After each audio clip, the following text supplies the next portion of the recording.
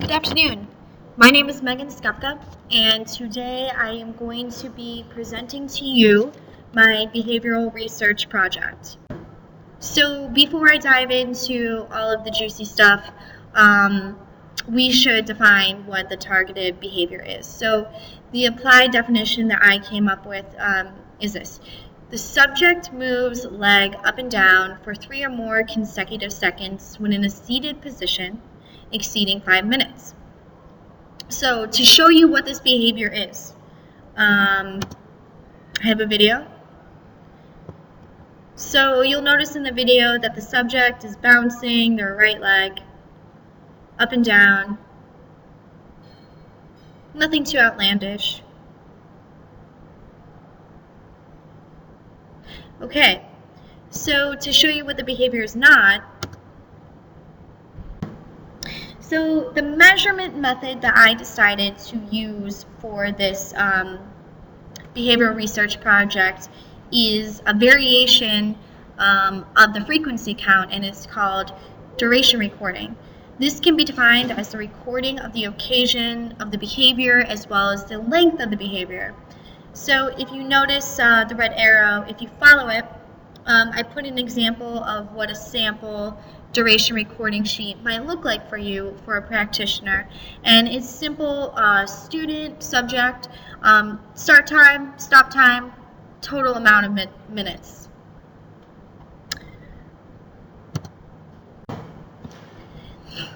So the practitioner, the reason why I chose this is because, or chose duration recording, is because I wanted to determine not only the number of times that the behavior occurred at specific meetings, but how long the behavior occurred for, the duration of it.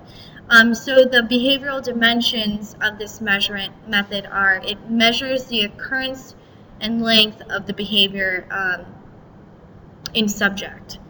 So the accuracy, as far as I know, this measurement method served the purpose of recording the instances of the behavior and the duration it lasted. My data proved to be an accurate representation of both. So some advantages to using duration recording is it's great for establishing baselines, and it's very simple to employ in your practice. Some disadvantages are the behaviors must be concretely and clearly defined prior to start of measuring or recording data. And also, duration recording has a closedness to it, meaning that it doesn't reveal anything about the details of the behavior, the antecedents or environmental factors. So the intervention that I chose to modify this leg bouncing behavior is to wear a green bracelet on the left wrist. So this can be called a visual cue. The bracelet is worn as a reminder, but prior to the subject wearing the bracelet, the practitioner and subject have a conversation of what that bracelet represents and what it means. So the bracelet in this intervention represents to the subject that they should refrain from bouncing their legs. So the hope, or leg. So the hope is that when they look at their left wrist and they notice the green bracelet, they'll be mindful to not bounce their leg up and down, because that's the targeted behavior. So when the practitioner is doing the observations and they notice that the subject is bouncing their leg up and down, the practitioner will simply point to their left wrist, which will be a nonverbal prompt for the subject to refrain from the leg bouncing behavior.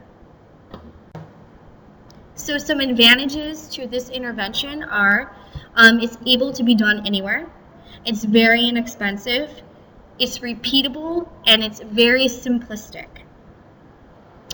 Some disadvantages to this intervention: practitioner must be present to implement fully using the nonverbal prompting, and The nonverbal prompting could pose to be distracting to others in the room if it's a meeting setting or a classroom environment. So the design that I chose to use for this experiment is ABA reversal. So if you'll notice, I have step 1 through 4, and I am going to read you the definition from Cooper, Huron, and Heward. ABA design. This is an experimental design consisting of step 1, an initial baseline phase. Step 2 is initial intervention phase, in which the treatment variable, or B, is implemented until the behavior has changed at a steady state. Looking at step 3, it's a return to the initial baseline conditions to see, with the removal of the independent variable, to see whether the response reverses or not, if there's a spike. And then step 4, to repeat the intervention phase, or B. So phase 1 procedures. For my initial baseline, in order to receive an accurate baseline of the behavior, an observer was sitting behind the subject approximately 5 feet away and was recording the amount of time that they spent bouncing their leg during each observed session. When the observer noticed that the subject was beginning to bounce their leg, they would start a timer on an iPhone. Every time the occurrence started or stopped, the observer would make note of that with the timer. All of this data was recorded into an Excel spreadsheet under the corresponding session. So phase 2, the intervention phase, the fun stuff. So the subject was given a green bracelet that is to be worn on the left wrist. The green bracelet carried the meaning of the signal to stop bouncing your legs. The subject was informed of this through a conversation. The practitioner informed the subject that when they observed them bouncing their leg, the practitioner would simply point to the left wrist to indicate that the subject should refrain from the bouncing behavior. The observer or practitioner was sitting in the front of the space, approximately 4 feet away, facing the subject. When the practitioner observed the subject engaging in the bouncing their legs, she would begin the timer and point to her left wrist to indicate the prompt to the subject. The amount of time the practitioner observed the subject bouncing their leg was recorded in seconds on an iPhone, and that data was placed into an Excel spreadsheet under the corresponding session. Moving on to returning to the intervention, the subject was given the green bracelet to wear again. The subject was reminded that the green bracelet is a visual cue that the practitioner will also use non-verbally to communicate. Refrain from bouncing your leg. The practitioner or observer sat in front of the subject approximately 4 feet away, facing the subject. When the practitioner observed the subject engaging and bouncing their legs, she would begin the timer and point to her left wrist to indicate the prompt to the subject. The amount of time the practitioner observed the subject bouncing their legs was recorded in seconds on an iPhone, and the data was placed into an Excel spreadsheet under the corresponding session. So here is the good stuff. Here is the results. So if you notice the baseline, the time recorded in number of seconds, it's extremely high when compared to phase 3, the second baseline. But let's look at the intervention line. So you'll notice that there is a significant drop in the amount of time that the subject spent bouncing their leg. This is telling me that this intervention is successful. I like looking at this bar graph or histogram because they're touching. I like the visual aesthetic that this sends to me. So if you notice that these are all the different meetings or sessions that the subject was recorded in, so you'll notice that each seated time exceeded 5 minutes. So again, if you look at the baseline, we have very high recorded amount of seconds, and then intervention, there is a significant drop. So then when we return to the initial baseline condition, when we returned, there was no spike to the original data set that we had for the initial baseline. So looking at the results of this, when the subject was wearing the green bracelet, there was a less amount of time recorded in engaged behavior, thus meaning the visual cue was successful. There was a steady decrease from the initial baseline to the repeat intervention phase.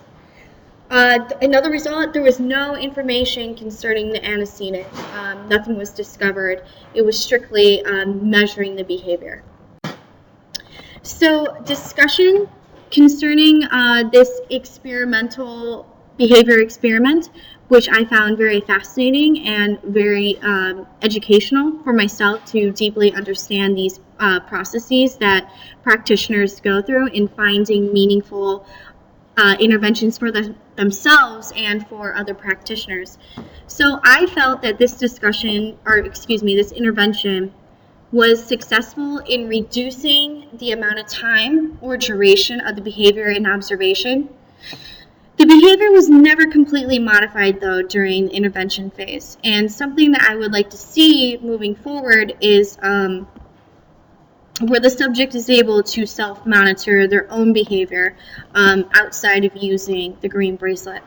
So some advantages to this that I found, this experimental design, is that it's a very simple intervention, and I feel like anyone can do it and anyone can wear a green bracelet.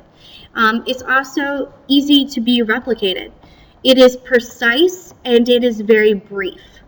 Some disadvantages of this experiment, this research, is that moving forward, the subject may have to ask colleagues for response prompts when they notice the behavior. So again, it goes back to that self-monitoring piece, and I would like to see the subject be able to do it on their own. The next, I was not able to find a true cause of the undesired behavior, the antecedent, and I would really like to know the psychology behind that.